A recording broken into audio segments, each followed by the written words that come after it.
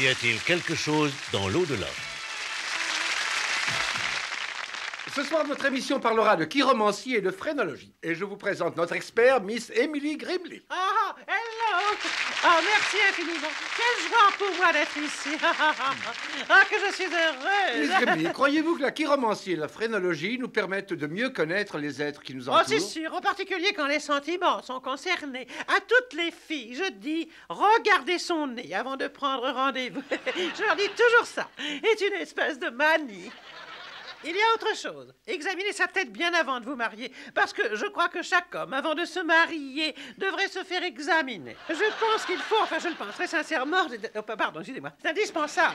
Quand avez-vous commencé à vous intéresser à la clairvoyance? Eh bien, avec mon premier époux, c'était un cas très bizarre. Il n'avait qu'un seul œil. Oui, il avait un œil de verre.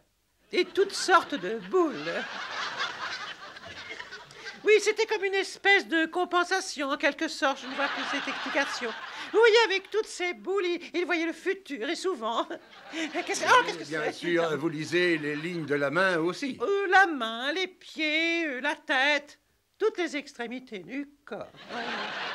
Racontez-moi une de vos plus remarquables prédictions. Eh bien, c'était il y a longtemps. Une dame vint me voir. Elle avait dans les 37 ans.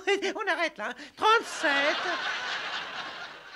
Oui, enfin 37 ans environ, enfin ou plus. Elle ne s'était jamais mariée. Alors je lui dis, ne vous inquiétez pas, un jour vous aurez des enfants. J'ai dit, vous aurez des enfants. Et elle en a eu? En 15 jours après, oui. Oui, elle en a eu deux, une fille et un garçon. Autre chose? Non, juste une fille et un garçon, non, rien d'autre. Il y a peut-être eu autre chose, mais vous savez, ça je ne l'ai pas vu dans les astres. Oh, que je suis drôle.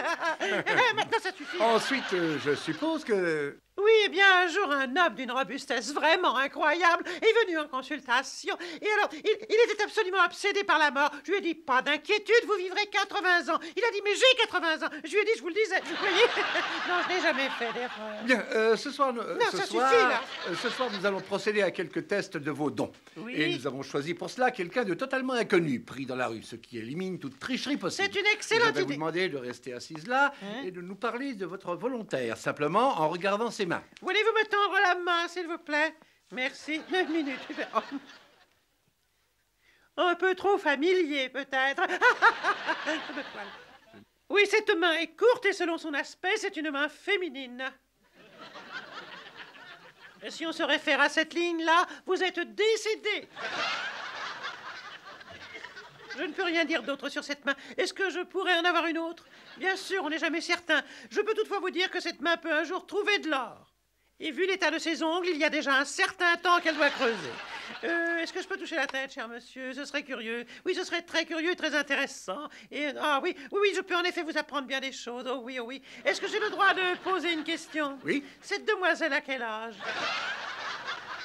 Mais c'est un homme. Oh, c'est drôle. Mais vous savez, on peut se tromper de temps à autre. Enlevez-le-moi. Allez. Si on essayait les yeux bandés, je crois que ce serait une expérience amusante. Merci infiniment.